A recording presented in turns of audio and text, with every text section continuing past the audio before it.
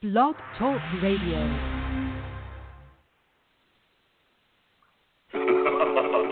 Franchise pros, Stan the Man, Paul Segreto.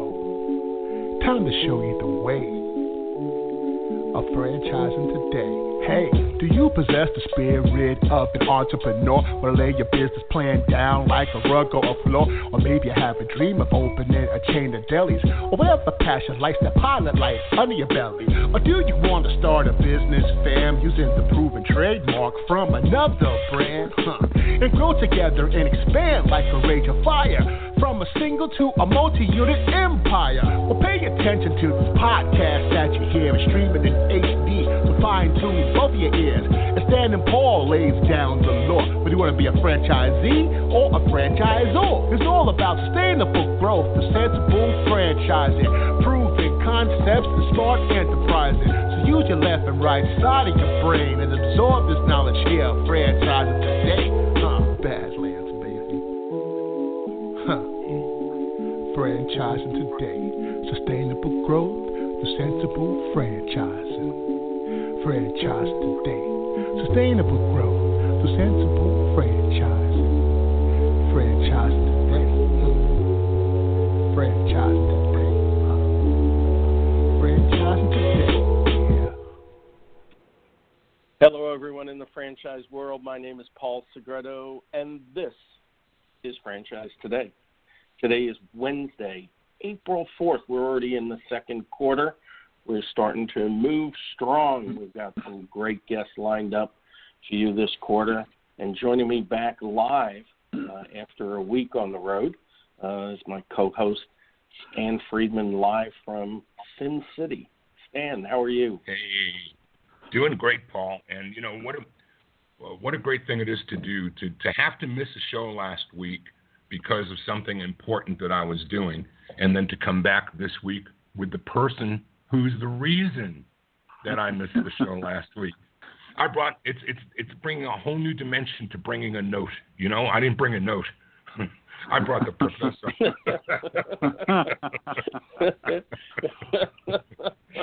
He'll tell you. Yeah, he'll tell you where I was. Hey, yeah. Paul, it was quite an experience last week. You know, I went with a vision in my mind down to Palm Beach at the invitation of Professor John Hayes to join the advisory board of the Titus Center for Franchising. And I had a vision in my head of what this was going to look like. And I didn't hit anywhere near the watermark in my mind's eye of what I actually experienced. And I really am excited to have the professor with us today to talk more about what's going on down there. But Paul, Ray Titus is a guy I've known for, 25 years. And if I can think of one or two people that have lived the good, the bad, the ugly in growing and developing a franchise company and going through the bumps that, you know, sometimes founders go through, Ray is a second generation, but literally has lived his life in franchising. Not all of it was good, but Ray Titus has put his money where his mouth is, Paul, and he is paying it forward, and he is giving a gift to the world of franchising in what he's done and what he's invested in with the Titus Center to help others benefit from some of those things that he had to live through himself. If that's not the quintessential definition of what franchising is all about anyway, but Ray's taken it beyond his own business, and the Titus Center is going to turn out some incredible franchise talent, especially because John Hayes is heading it up. So, yeah, what a week I had last week, and we're going to talk more about it through the hour. But I'm really proud to be a part of this, and I can't wait to see where John Hayes takes it. Thank you. Well, certainly we look forward to hearing you. We look forward to bringing Professor Hayes on as our guest today. But before we do, tell us where you're at right now and give us some insight in how things are going out there. Well, I'm at Caesar's Palace, and this is home base between now and the end of the week for the multi-unit franchising conference. I might point out that amongst those that are on John's esteemed advisory board are Gary Gardner and Therese Tilton, and we'll talk more about some of the others as well. But I'm here for the conference. I'm proud to sponsor the multi-unit conference. And Paul, I got to ask you, you may or may not know this word, but I'm going to run it by you just for a gut check. Do you know the word Keowen? Well, you're asking me that from Las Vegas, and I'm trying to think of all the beautiful women that I've met out there, and I don't recognize that name, so therefore I'd have to say I don't recognize the word. All right. I'm probably butchering this, but Keowen. Keowen is Japanese. It's Japanese for feast. And last night I attended a feast at the home of Marty and Cindy Greenbaum out here in Henderson, Nevada. Marty just invited a couple hundred of his best friends. And, for those that don't know, Marty's wife, Cindy, is Asian. She's Japanese. Her mom is an incredible, incredible cook. And with the help of a few of her friends last night, that kitchen was cooking. And let me tell you something. I ate food last night like I had to go look up the word Keowen so I could say thank you to the Greenbaum family for an incredible feast. Arigato. What a time we had last night. Yeah, that was and great. That's all I can say on Marty had invited me, and I knew I was missing a feast. And I know we've been there in the past, and it's just been extraordinary. So thanks for sharing with everybody. A lot of people, don't know what goes on behind the scenes in all our lives, and certainly this is something that Marty and his family bring to the table, and it is a great night for sure. I am definitely jealous I was not there. Bring to the table was a curious choice of words there, Paul. That was nicely done. Yeah, we have our moments, don't we? So what else is going on in the world of franchising? I mean, you're the one that's being out in front. Where are we at on some things? I know we talked about last week when you weren't with us about Jersey Mike's. Another great month of giving and day of giving last week. Boy, I'll tell you, they're really on the grow, and they really do some great stuff. My hat's always off to Hoyt and Peter Cancro and everybody else on the Jersey Mike's team. Just a tremendous, tremendous job. I mean, it actually had me kind of detour away from a Jimmy John stop, knowing that it was the day of giving, and wound up at Jersey Mike's just so that I could participate and give a little back in my own way. And then also last week we had I had to do it for you too. I mean, last week you weren't eating your weekly Jimmy John's. This week you're not doing it as well. So we had to give a little bit to the competition there, and at least it went to a good cause.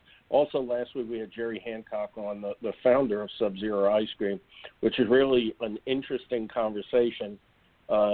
Jerry called me afterwards with I could tell a tear in his eye, because he hadn't gone that far back to really talk about the journey that he had in taking, and I didn't even realize it, what was a failing franchise that him and his wife had bought into as a franchisee, and their business was in the toilet, and that actually led to bringing in some additional revenue, and he was allowed to do so in order to bolster up his business, and that was really the thought process behind doing something that eventually led to Sub-Zero Ice Cream, as we know right now, a very fast-growing brand. Absolutely. And, that's a great segue, Paul, into getting into today's guest, too, as you're going to introduce Dr. John Hayes in a minute. If there is anyone, every week we talk about how franchising finds us. That none of us woke up one day saying, I'm going to start a career in franchising. And the professor's story is probably one of the best I ever heard, when you talk about somebody who literally backed into franchising, having no idea what it was all about, and taking his career and launching it as he did. Maybe it's a good time for you to bring on the professor, Paul. What do you think? Yep, and the way we titled it this week, there's a franchise doctor in the house. Yes, there's a doctor in the house. This week, Franchise Today, as Dr. John P. Hayes will be joining us to discuss his work at the Titus Center for Franchising at Palm Beach Atlantic University. We're looking for Dr. Hayes to provide his perspective about assembling the advisory board that you talked about, Stan, and that you're now part of as some of the best executives in franchising industry from across the country. Really like to understand, his goal for this leadership team, the curriculum that he's spearheading, and just, the great work that he's doing. But before we do, I'd like to just share a quote that I found from Dr. Hayes, and it says, "The opportunities are endless. If franchising makes sense for you, then it's a matter of finding the right opportunity." And I think that's just tremendous insight. Dr. Hayes, welcome back to Franchise Today. Well, thank you, Paul. And Stan, thank you for all those kind words. It's really great to talk about franchising on any day, and particularly to be on your show. After that musical introduction, I didn't know if we were going to do rap talk when I finally got onto the show. I don't know how to talk in rap. That was pretty good. Another of my wonderful friends, it's eclectic world. It's interesting because every time I listen to that, I remember when Stan first brought that to me from Badlands Booker, who's a competitive eater, who I'm really looking forward to meeting one of these days. But he's also a professional, musician and rapper. And Stan only gave him a little bit of insight, and what he did in a minute 20 seconds, to me, he encapsulated, everything about franchising in such a short period of time. Yeah, that's great. So tell us a little bit about, we know you just came out with a new book. You've been an author of a couple of dozen, books, mostly of franchising. We know you've just come back from an overseas stint in teaching franchising. And tell us, this journey that led to, the Titus Center. And what I'm basically referring to is take us back at a certain point in your life that started this trek over to where you are today, and then we'll take a deep dive into the Titus Center for Franchising. Okay, thank you. Well, Stan referenced this, that I was a young, in my 20s, still working on my PhD at Temple University, but I was the head of the magazine writing program. So I was a professor in the School of Journalism in Philadelphia, and I thought, I was going to write magazine articles and books for the rest of my life, and that's what I would do. And I didn't know the word franchising. And it was just by chance that the university offered me the opportunity to teach a Saturday morning workshop for adult education. And I said that I would like to teach how to write a book to promote your business, which at the time was not something I had done, but I've done many of those since. But at that time, 1979, I just knew that it was the thing to do, and I knew how to do it, but I'd never had the opportunity to do it. And the funny thing about that course, it was $65, or I was going to make $65. I don't know what the admission was, but I would get paid $65. It was a lot of money for a Saturday morning, 1979. And the university called a week before and said, good news and bad news. I said, okay, well, give me the bad news. And that was nobody signed up for your course, so you're not getting $65. Like, well, how can there be any good news? The good news was 3 people wanted to be there, couldn't be there because they had conflicts, and they want you to call them about helping them write a book. And I wrote a book with all 3 of those people where I got advance money from them from $8,000 to $10,000 for each of these projects. And one of them was a guy who, when I called him, he said he was a franchisor. I had to scramble to find the dictionary to find that word because I'd never heard that word before. I didn't know, hardly knew. I knew McDonald's was a franchise. That's all I knew. And that I had no business background, no one in my family in business, never talked about franchising. So it didn't mean anything to me.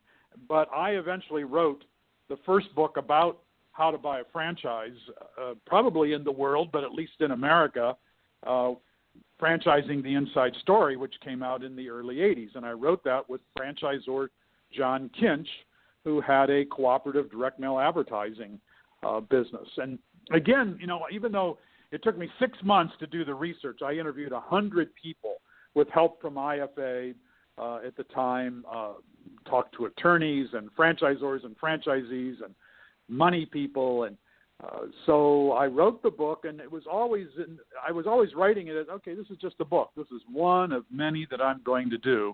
I'll never write about franchising again.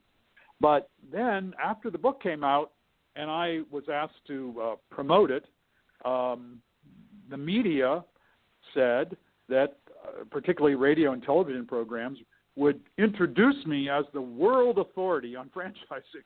And I would laugh, thinking, well, that's fake news.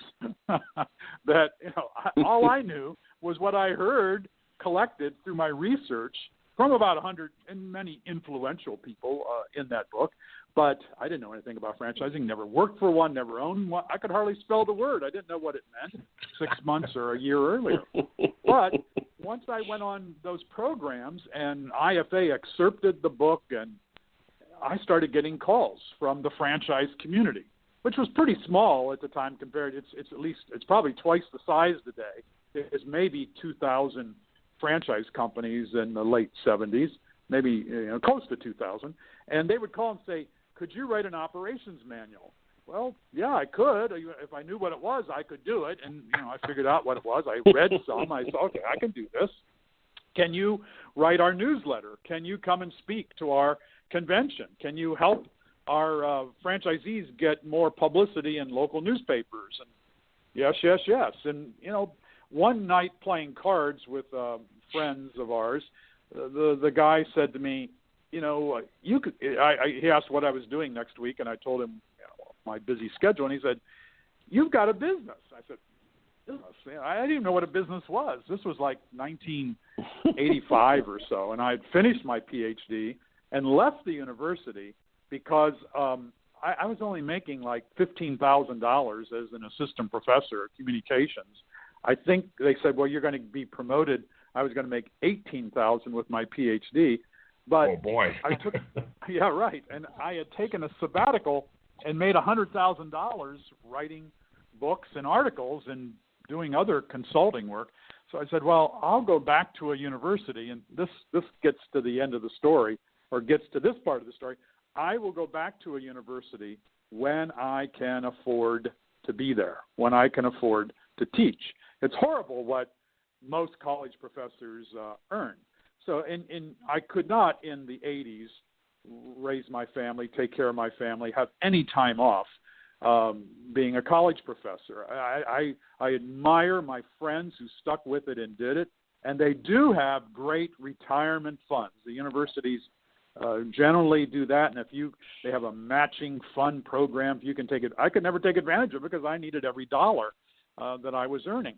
So I said, I'll go back when I can afford to. And I could afford to in 2010, after a long career working as a franchisee and as a franchisor. And I went to Kuwait for 7 years to teach at a private university, and I loved that. But I wasn't teaching franchising full time. And that's what I think I'm meant to be doing, at least spending, if I'm in the classroom or when I'm in the classroom, I should be teaching franchising, not marketing, not writing, even though I enjoy those topics as well. Franchising is what I need to be teaching. And so while I was in Kuwait, the 6th year that I was there, I got an email from Ray Titus, who Stan mentioned before, a great American and franchisor. He's done so much for people around the world to help them benefit from franchising. And Ray sent an email and said, I've endowed a franchise program at a small Christian university, Palm Beach Atlantic University, and it needs you. But I know you want to be in Kuwait for 10 years because financially that was a good thing to do, to be in Kuwait for 10 years. But I was ready to come back by that time. And so I said, Ray, if I can past the provost and the president and whomever else, the faculty who I'd have to interview with. I would love a shot at doing this. And so I came back about a year ago from Kuwait, got back in May, and started the Titus Center for Franchising in August. Officially is when we launched it, that at the beginning of the fall semester. But they actually had hired me starting in January to create the curriculum for 3 courses primarily. The 4th course is an internship class. But I created the curriculum for the 3 core courses for students who can earn a concentration in franchising with their business degree. And there isn't any place, the university says no place in Florida that offers that, but I think they're shy about saying there's no place anywhere that offers a concentration in franchising. At least we're not aware of. And there was just a big article this month in Entrepreneur Magazine called Franchise U, and it talks about the Titus Center, and it says what I'm saying. There are other places teaching franchising, but they're not doing what we're doing. And so that's how I've been at this since '79, working in franchising, thinking, writing about franchising, speaking about franchising, and it comes full circle to where that's what I do full-time in the classroom and in my work related to the curriculum, and that is in building the Titus Center for Franchising. So before I turn it to Stan, who I know wants to take a dive into the Titus Center and obviously the events last week, I have a quick question. With respect to you teaching franchising, and I know you were teaching other things in Kuwait, how well received was the topic of franchising in Kuwait? Very well received, not only in Kuwait, throughout the Middle East, Saudi Arabia, the United Arab Emirates in particular. So what they figured out, and this was through no help of mine, those governments, and everything is controlled by the governments in the Middle East. And so, if you're a Kuwaiti, you get a monthly paycheck from the government, whether you work for the government or not. Because you're a Kuwaiti, and because you're an Emirati or a Saudi, they all get paychecks. Education is free, medical is free, but they're running out of, they're not running out of oil, they're running out of places to sell the oil at a high enough price, and that means for the future maybe those paychecks won't be available. So some of the thought leaders in those governments said, how do we empower the Emiratis, the Kuwaitis, etc., the Omanis, how do we empower them to do something to create jobs and create wealth and create their own businesses? And there were always funds. I mean, you could get a no-interest or low-interest loan for 30 years from the government to go start your shoe manufacturing business or whatever it was you wanted to do. The government would help you. But now, in more recent years, they discovered franchising. And so I was constantly invited to conferences to teach the locals how to buy an American franchise or a British franchise, it didn't matter, German franchise, but also how to create their own franchises. And if you look at the history of Mexico, 30 years ago, we were the big influencer on Mexicans in terms of franchising. We're all American brands. But today that's flipped around. They don't need Americans to come up with ideas in Mexico. The Mexicans have done a great job of developing indigenous businesses. But in the Middle East, they need us. And there is a guy in Kuwait who has to be the world's largest holder of master licenses for franchises. When I left, Mohammed El-Shaya, a Wharton graduate, had something like 75 brands, most of them American Cheesecake Factory, Texas Roadhouse, Pinkberry, et cetera, et cetera. They rely on America to show them how to build businesses and how to franchise. But they're learning as well, to the point that some of them in the UAE and in Saudi, I am having discussions with government leaders about the Certified Franchise Executive Program from the International Franchise Association, that they want either to adopt that program or they want a similar program of their own so that the government can say, hey, we're willing to pay for your franchise education, but we want to make sure you get an education. And then you do something with it. You create businesses. And a lot of the locals have done this. And they want to franchise those businesses. And sometimes they create the business with the idea of franchising. So very well received, and they've got the money to put behind it, and the government is very active in helping people. If you're an Emirati and you say, I want to know how I can buy a franchise and what to do, which one to buy, and I'm going to need some money, some help, the government is right there to help.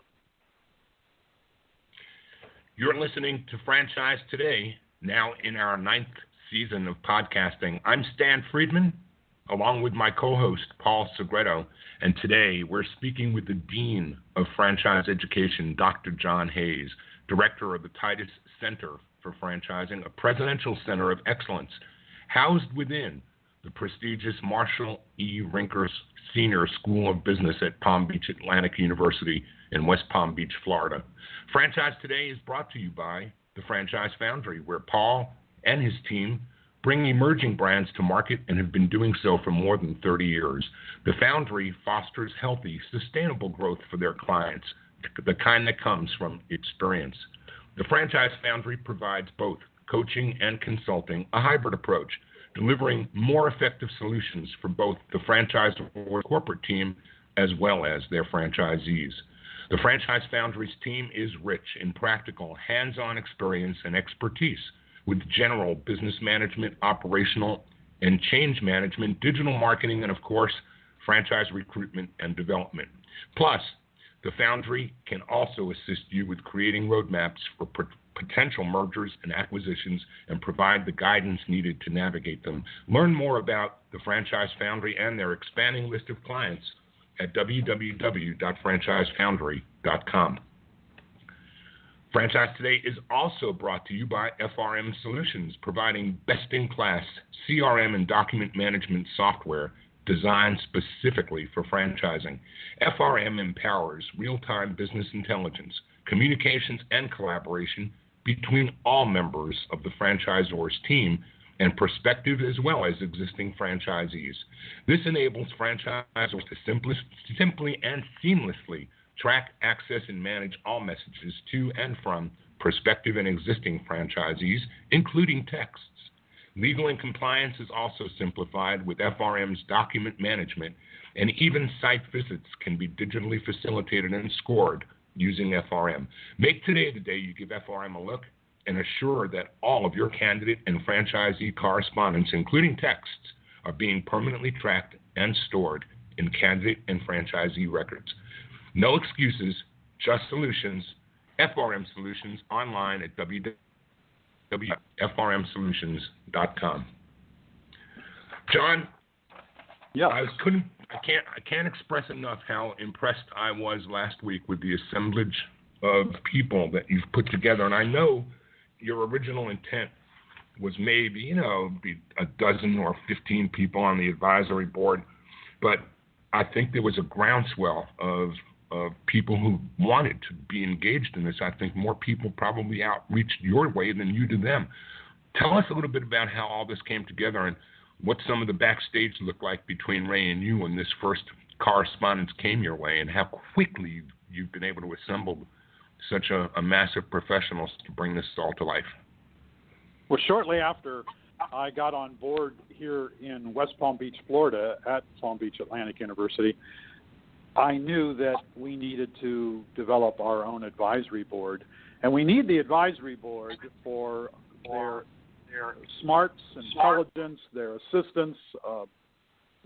They are able to guide us in ways that I'm not going to be able to do that on my own or within my core of business faculty at Palm Beach Atlantic University. So the Titus Center needs to have the input of professionals like Stan Friedman, for example, and Ray Titus and others who sat around my advisory board table about a week ago.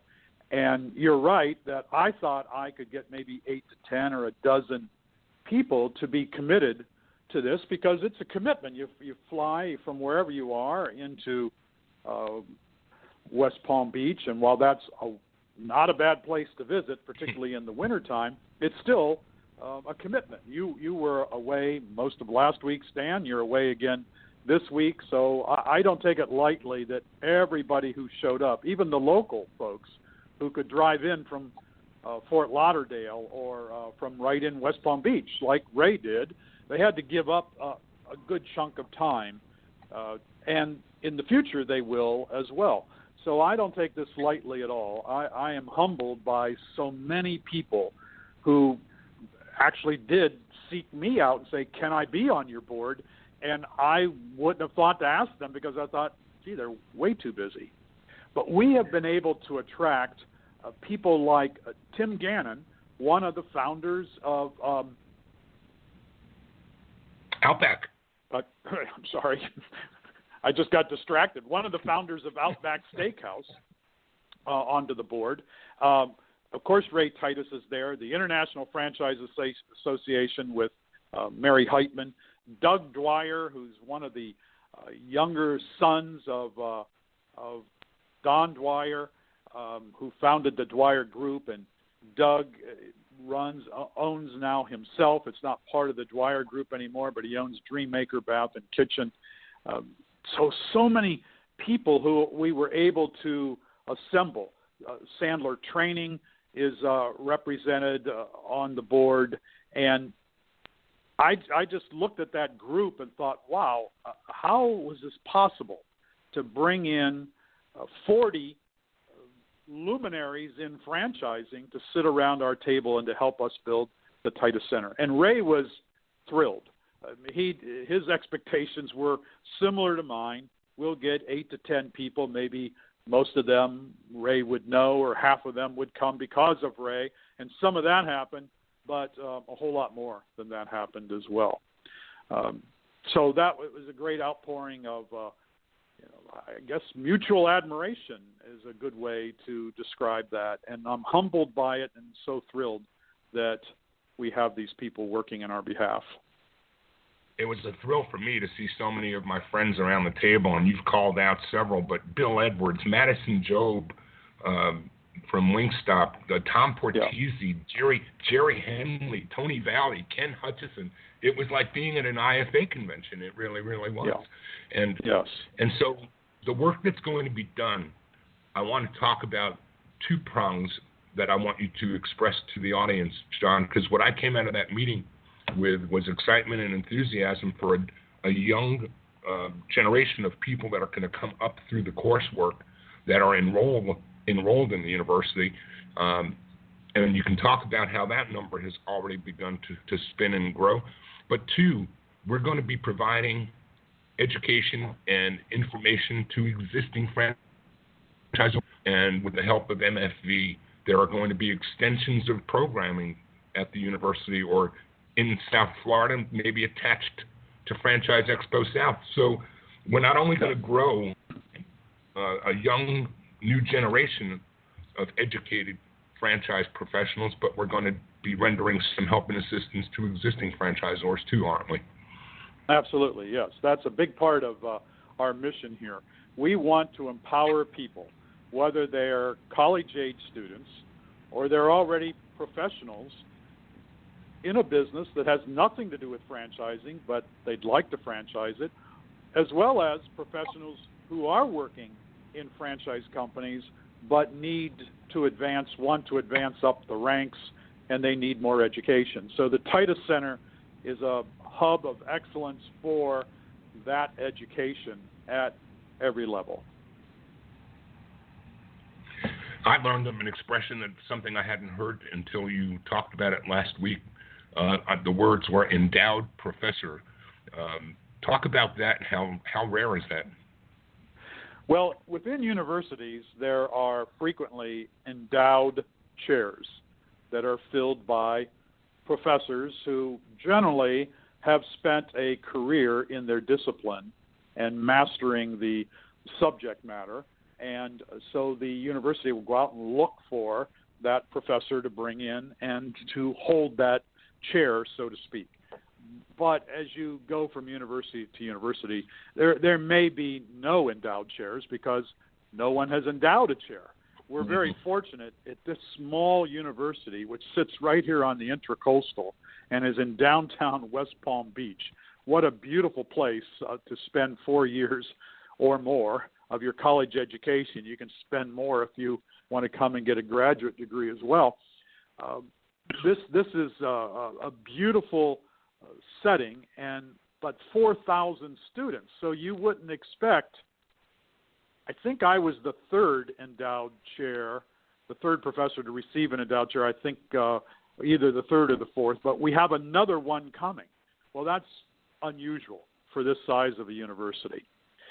So, you would expect to find many endowed chairs at a Harvard and a Yale, for example, and there are, but you don't expect that at a small private Christian university like Palm Beach Atlantic. So we're blessed to have that.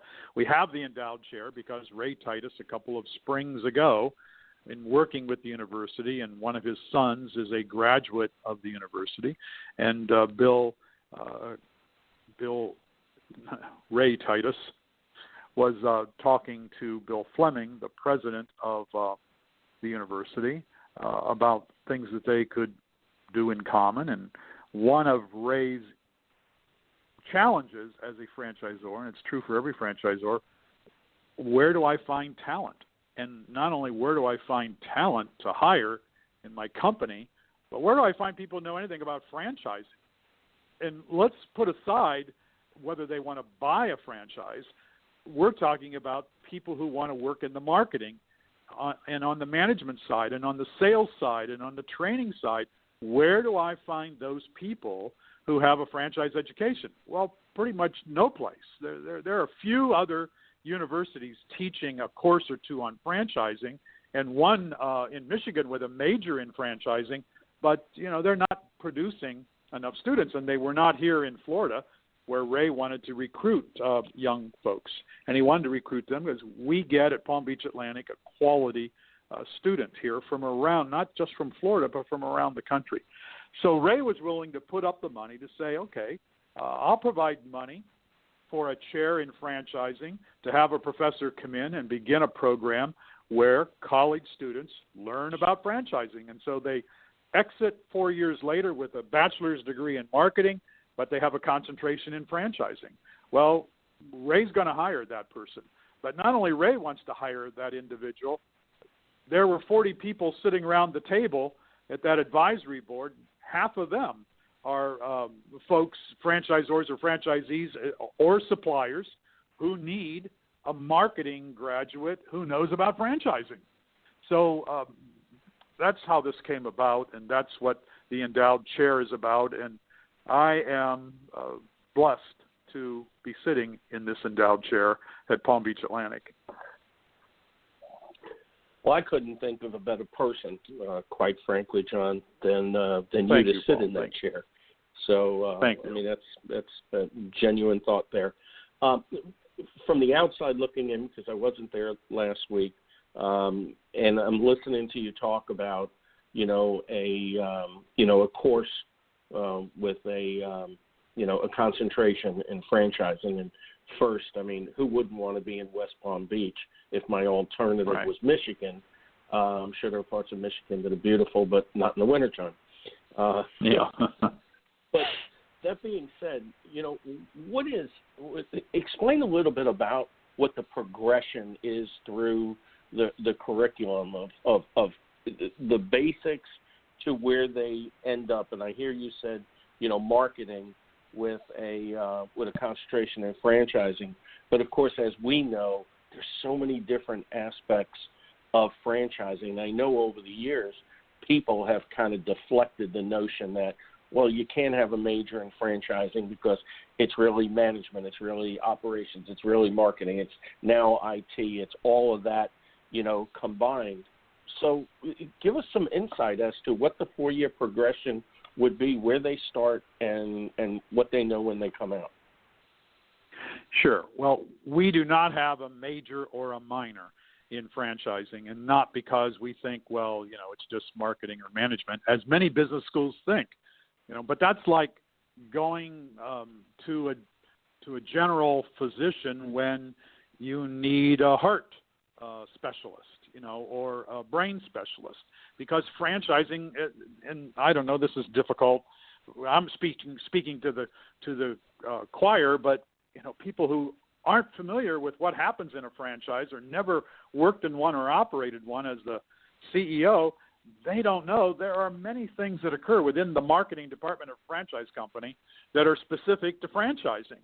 And how do you learn that unless you have the opportunity to study it? So a lot of academics, and this is part of why business schools don't offer franchising, they think, that's entrepreneurship, marketing, management. We'll have a section on franchising in those courses.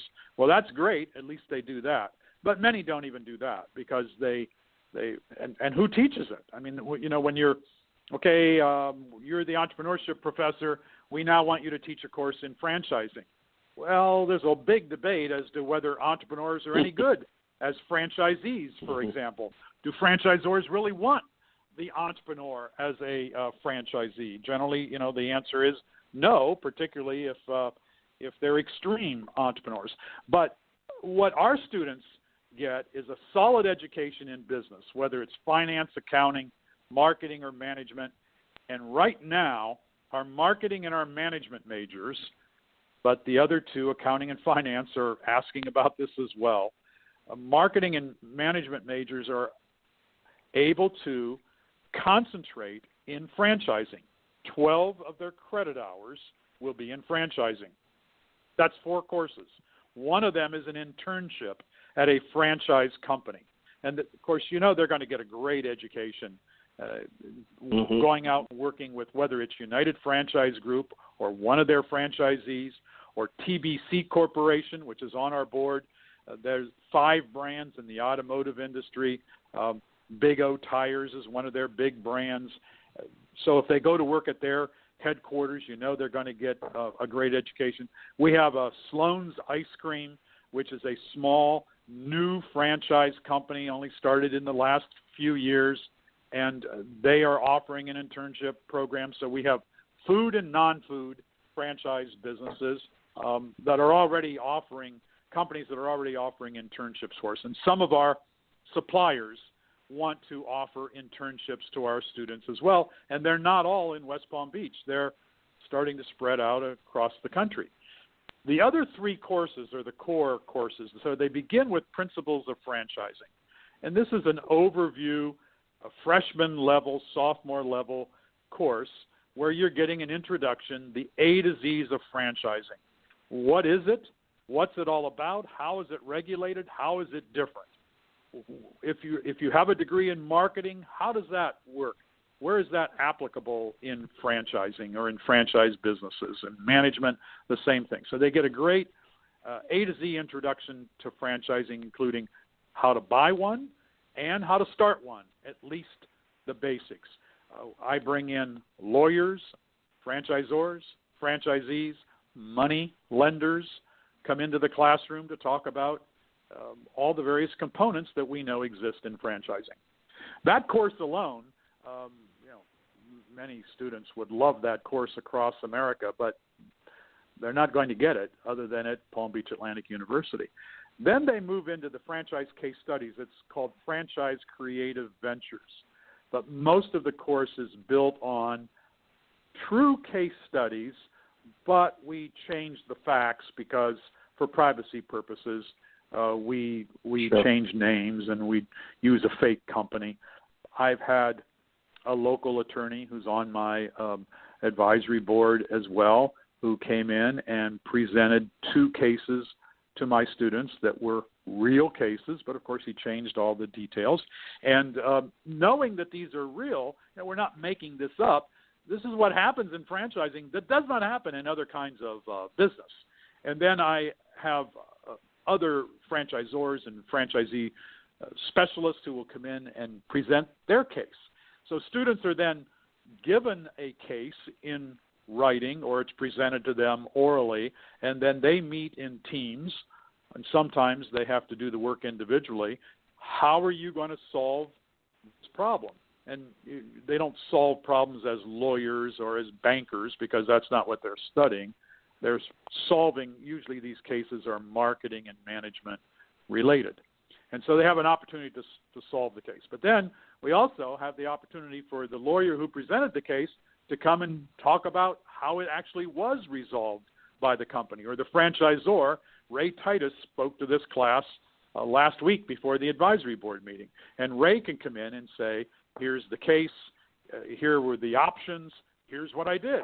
And wow, where are you going to get that kind of education? And then the third course is franchise management and operations. And this is really the nitty-gritty of now you're creating a franchise company. And what are all the components? You as the owner, the CEO of that business, you're the franchisor. What are all the components that you're going to have to account for? So now I go and I look at a lot of the existing literature. William Rosenberg, founder of Dunkin' Donuts, wrote a terrific book. And while we won't read the entire book, parts of that book. Same with Monahan's book at Domino's, where they numerous franchisors, as we know, have written these books about telling their story. And so I want my students there are chapters of these books that, how did Monahan solve this marketing issue or this management issue? How did Kemmons Wilson do it with Holiday Inn?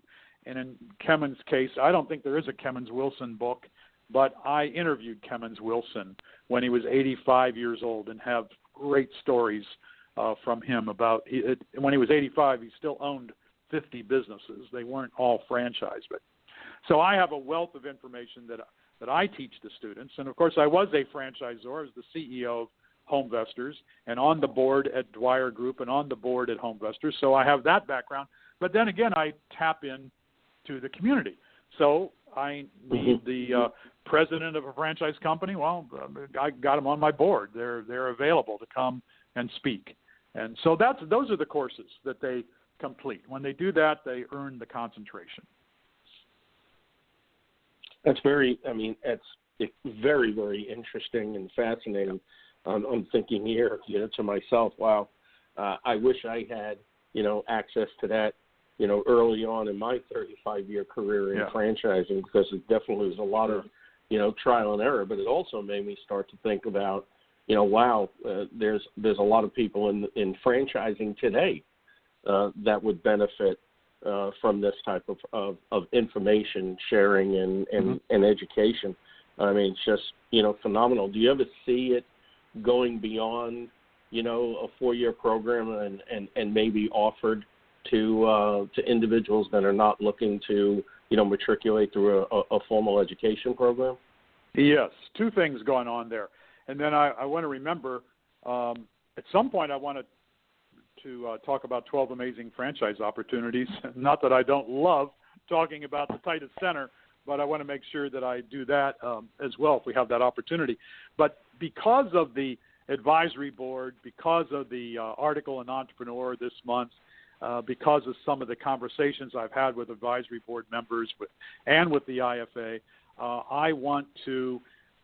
I'm speaking now within the business school here at Palm Beach Atlantic about how do we offer the program at the graduate level to our MBA students and to our master's degree students. How do we offer some franchise education to them?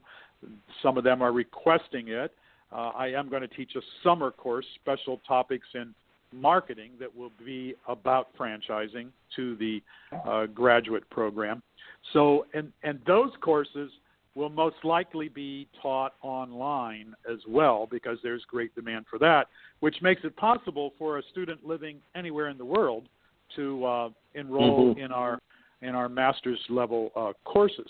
But then we're also offering, particularly for professionals, and particularly for those who are certified franchise executives or want to be, we just got approved by the International Center for Franchise Education. We got approval for our Selling Franchises Boot Camp, which we will launch here in January 2019, a 2-day boot camp dedicated to the sales of marketing and sales of franchises with some top-notch faculty, people who are not normally on faculty, in fact, or who don't appear at seminars and conferences, who will be engaged in that 2 days of education. And then we're developing a leadership program for the mid-level manager in franchising who wants to know how to go from manager to the next level, whether it's director level, vice president level, how to move into the C-suite. So there's a great demand for that among professionals as well. Now, those seminars are, at this point, not online. They could be at some point because there's a lot of CFE programming that is online. But these two, each of these that I've described are 2-day programs that we will teach, one in January. The other is scheduled for sometime in March. The leadership is scheduled for March at Palm Beach Atlantic University. So that's how we'll bring, we will, and through the advisory board, I'm looking for other topics that people like Paul Segreto, for example, would like to enroll in or needs to know or needs to be developed, or you, Stan, others like you who I hear from say, why is there not a program on this? And one of the things that I'm looking for is I don't need to teach the program.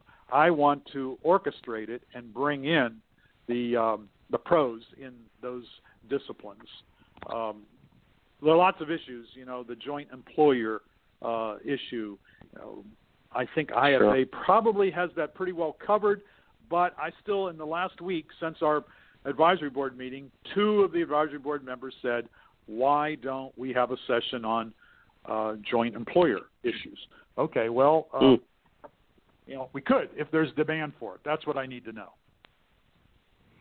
John, we've got a few minutes left, and we don't want to give you anything less than a full opportunity to tell the audience a little bit more about some of your publications, about the recent book, and more about how beyond this hour you can be found and where people can go to learn more, both about you, your books, and the Titus Center. Sure, great, thank you. Easy to find me because if you go to Titus Center at Palm Beach Atlantic University, you'll find our presence online very easily, and that's the place to get me. And there's a contact form on our website at Titus Center that people can easily use to contact me, and I'm happy to see people doing that frequently. And so I'm available to people for whatever reasons that they need to talk about franchising. And then what about the books? So the most recent book is 12 Amazing Franchise Opportunities, which very quickly went to the top of the list on Amazon. It hit number 2 shortly after it was published. And this is the second edition of this book. So with the exception, I think, of one company, Fast Signs, that was in my original book, I think the other 11 are new to the second edition. So this was an idea that I had come up with many years ago. I thought that, franchisor, if you have a book to promote your business, it is going to perform better than a brochure, a website. You got to have the website as well. You got to have a brochure. There are tools that you have to have. But when you give someone a book, they're going to pay attention. They might not read the book. They'll page through the book. They also won't throw it away. It's going to sit there. Franchising the Inside Story, even though it was published in the 80s, I still get people who bring it to me and say, I've had this for all these years. I'd like you to sign it. Or I walk into somebody's office and there it is. People don't throw away books. So in every franchisor, particularly when they're getting started, they can't necessarily write a book, or they can't afford to do that. But they could afford to participate in a cooperative book like the 12 Amazing Franchise Opportunities series, where a franchisor, if they can pass some initial questions that we're going to ask them in a form that they fill out they got to have some kind of an amazing story.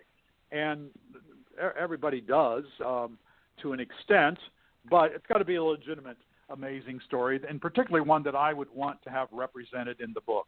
And by pooling their money, these companies pay $5,000 to be part of the book, then that gets used to promote the book, which helps these companies generate leads. And in addition to the stories of the 12, half the book or so is material that I provide on 17 steps to buying a franchise, or how to get the money to fund your franchise. Foreign investors, how they can get a green card with the EB-5 program that is so popular in franchising. How to succeed using a franchise broker. Lots of solid education, beginning with, are you a good fit for franchising? Because people need to know that right from the beginning. So this book came out and has done well. It's both in, it's currently as an ebook, which downloads automatically from Amazon.com.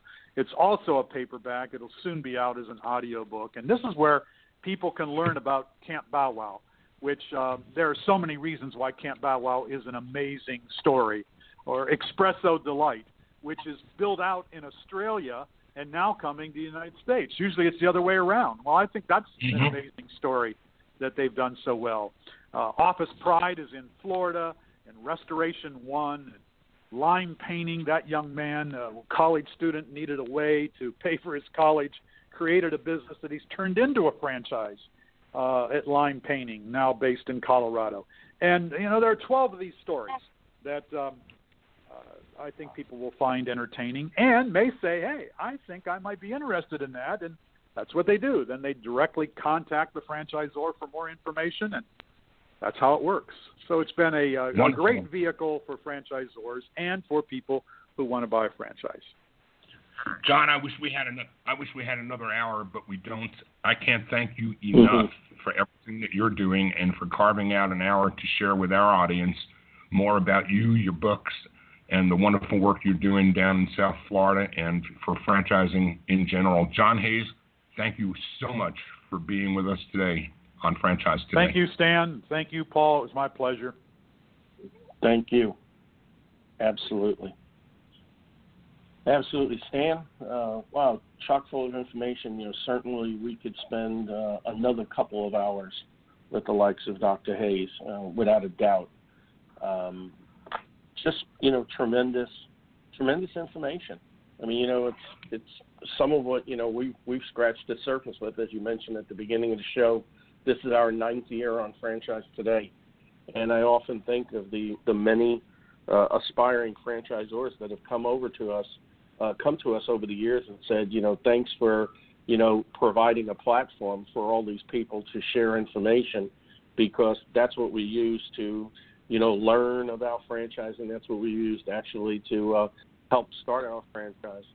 And now having a program like this down in South Florida, Titus Center for Franchising, I mean, it's just, you know, absolutely tremendous, long overdue. And as I said, I couldn't think of anybody better than Dr. Hayes to spearhead this. And certainly without the generosity of Mr. Titus, certainly that wouldn't be the case today.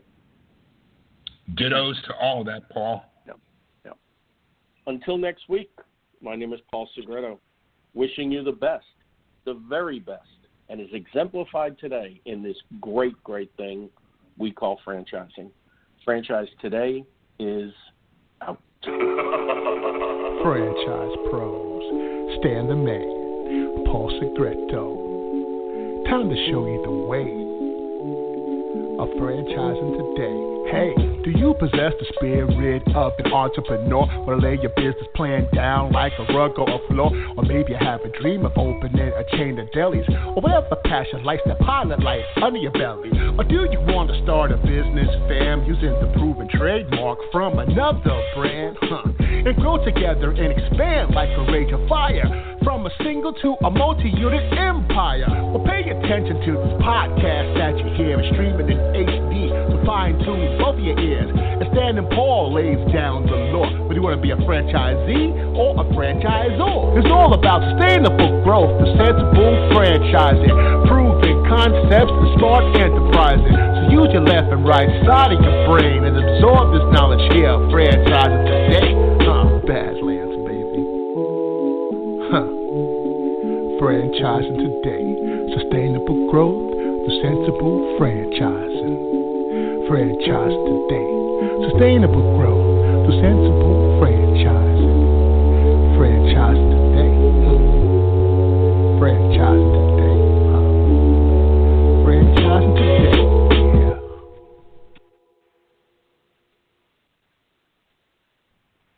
When you're part of a military family, you understand sacrifice and support. At American Public University, we honor your dedication by extending our military tuition savings to your extended family. Parents, spouses, legal partners, siblings, and dependents all qualify for APU's preferred military rate of just $250 per credit hour for undergraduate and master's level programs. American Public University. Value for the whole family. Learn more at apu.apus.edu/military.